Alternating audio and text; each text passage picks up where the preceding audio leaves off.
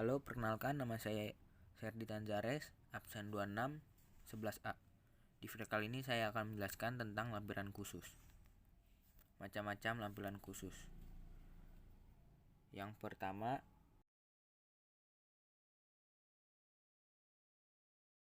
kode formulir 8A strip 1, 8B strip 1, jenis usaha wajib pajak yaitu perusahaan industri manufaktur. Perusahaan industri manufaktur adalah industri yang mempunyai kegiatan utama mengubah bahan baku menjadi barang jadi yang sesuai standar spesifikasi. Yang kedua, 8A strip 2, 8B strip 2. Jenis usaha wajib pajak yaitu perusahaan dagang. Perusahaan dagang adalah perusahaan dengan bisnis utamanya membeli barang untuk dijual kembali tanpa mengubah wujud dari barang tersebut. Nomor 3, 8A strip 3, 8B strip 3. Jenis usaha wajib pajak adalah bank konvensional. Bank konvensional adalah bank yang melaksanakan usaha secara konvensional dalam kegiatannya memberi jasa di dalam lalu lintas pembayaran berdasarkan prosedur serta ketentuan yang berlaku. Yang keempat, kodenya 8A strip 4, 8B strip 4. Jenis usaha wajib pajak adalah bank syariah. Bank syariah adalah bank yang melaksanakan usaha berdasarkan prinsip syariah. Yang kelima, 8A strip 5, 8B strip 5. Perusahaan asuransi.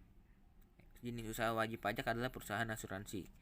Perusahaan asuransi adalah lembaga penyedia berbagai polis atau perjanjian asuransi guna melindungi pemakai jasa ataupun nasabah dari berbagai macam resiko kerugian yang tidak pasti dengan cara membayar premi. Yang keenam, 8A strip 6, 8B strip 6. Jenis usaha wajib pajaknya adalah non kualifikasi atau selain 7 jenis usaha yang ada. Yang ketujuh, 8A strip 7, 8B strip 7, yaitu jenis usaha wajib pajaknya adalah dana pensiun. Dana pensiun adalah hak bagi seseorang untuk mendapatkan penghasilan setelah bekerja sekian tahun serta telah memasuki masa pensiun ataupun ada sebab lain sesuai dengan perjanjian. Yang ke-8, 8A8 atau 8B strip 8. Jenis usaha wajib pajaknya adalah perusahaan pembiayaan.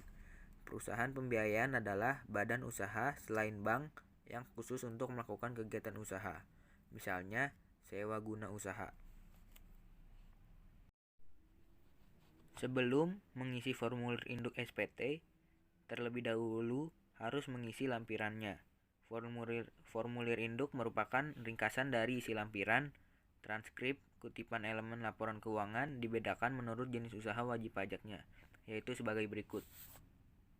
Formulir lampiran tersebut mengandung elemen data yang terdapat pada lampiran khusus 8A1, 8A2, 8A3, 8A4, 8A5, dan seterusnya. Elemen tersebut adalah elemen laporan laba rugi, elemen neraca, dan elemen transaksi dengan pihak yang mempunyai istimewa sesuai PSAK nomor 7. Yang pertama, elemen laporan laba rugi. Elemen laporan laba rugi terdiri atas hal-hal sebagai berikut. Yang pertama, saldo akun laporan laba atau rugi yang termuat pada laporan keuangan harus dipindahkan ke akun laporan laba atau rugi dalam transkrip kutipan dengan tepat. Yang kedua, wajib pajak mengisi akun laporan laba rugi dalam transkrip kutipan seperlunya, sesuai dengan akun yang terdapat dalam laporan keuangan. Yang C, apabila akun laporan laba atau rugi yang tertera dalam transkrip kutipan tidak ada dalam laporan keuangan, maka kolom nilai akun laporan laba atau rugi dalam transkrip kutipan tersebut cukup diisi dengan tanda coret atau strip. Nah, yang keempat, apabila akun laporan laba atau rugi yang terdapat dalam laporan keuangan tidak sesuai dengan laporan laba atau rugi yang terdapat dalam transkrip kutipan, maka pindahkan nilai akun laporan laba atau rugi dalam laporan keuangan ke dalam akun sejenis ataupun ke akun lainnya yang terdapat dalam transkrip kutipan. Yang kedua, elemen neraca. Seperti neraca pada umumnya, elemen neraca ini terdiri atas dua sisi, yaitu sisi aktiva serta sisi kewajiban dan ekuitas. Yang pertama, saldo akun neraca yang terdapat dalam laporan keuangan harus dipindahkan ke akun neraca dalam transkrip kutipan dengan tepat. Yang B, wajib pajak mengisi akun neraca transkrip kutipan sesuai dengan akun yang terdapat dalam laporan keuangan. Yang C, apabila dalam daftar akun neraca transkrip kutipan tidak ada di dalam laporan keuangan, maka kolom pada akun neraca yang terdapat dalam transkrip kutipan tersebut cukup diberi tanda coret atau strip. Yang D, apabila akun neraca di dalam laporan keuangan tidak sesuai dengan akun neraca dalam transkrip kutipan, maka pindahkan nilai akun neraca yang terdapat dalam laporan keuangan tersebut ke akun sejenis ataupun ke akun lainnya yang terdapat dalam transkrip tersebut. Yang ketiga, elemen transaksi dengan pihak yang mempunyai hubungan istimewa. Elemen transaksi dengan pihak yang mempunyai hubungan istimewa terdiri atas hal-hal sebagai berikut. Yang A, pihak yang mempunyai hubungan istimewa yaitu pihak-pihak yang dianggap memiliki hubungan istimewa. Apabila satu pihak memiliki kemampuan untuk mengendalikan pihak lainnya atau memiliki pengaruh yang signifikan terhadap pihak lain dalam mengambil keputusan keuangan serta operasional. Yang B, transaksi antar pihak yang mempunyai hubungan istimewa merupakan suatu pengalihan kewajiban atau sumber daya antar pihak yang mempunyai hubungan istimewa tanpa menghiraukan harga untuk diperhitungkan. Yang C, contoh situasi transaksi antar pihak yang mempunyai hubungan istimewa yang mungkin memerlukan pengungkapan antara lain sebagai berikut. Yang pertama, pendanaan, termasuk pemberian pinjaman dan penyetoran modal, baik secara tunai maupun dalam bentuk natura. Yang kedua, pemberian atau penerimaan jasa. Yang ketiga, pembelian atau penjualan properti dan aktiva lain. Yang keempat, garansi dan penjaminan atau kolateral. Yang kelima, pembelian atau penjualan barang. Yang keenam, kontrak manajemen. Berikut contoh lampiran-lampirannya. Yang pertama ada lampiran 8A strip 1. Itu contohnya.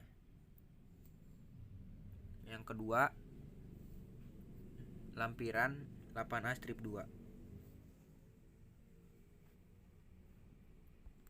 Yang ketiga, lampiran 8A strip 3. Yang keempat, lampiran 8A strip 4. Yang kelima, lampiran 8A strip 5. Yang keenam, lampiran 8A strip 6. Yang ketujuh, lampiran 8A strip 7. Yang ke-8, lampiran 8A strip 8. Yang kedua, lampiran khusus nomor 1A.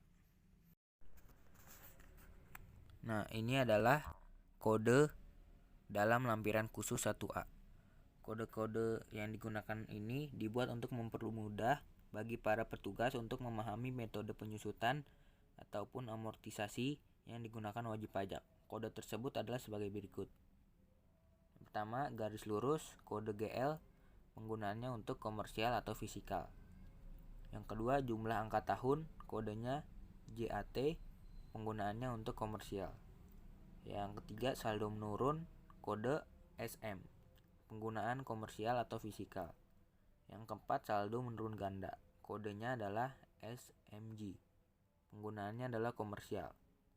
Yang kelima adalah jumlah jam jasa, kodenya adalah JJJ, penggunaannya untuk komersial.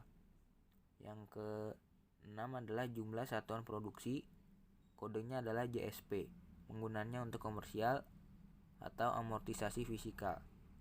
Yang terakhir adalah metode lainnya, kodenya adalah ML, menggunakan untuk komersial. Berikut contoh lampirannya.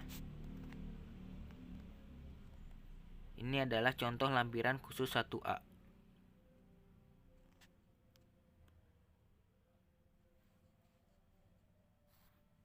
Sekian dari saya, terima kasih.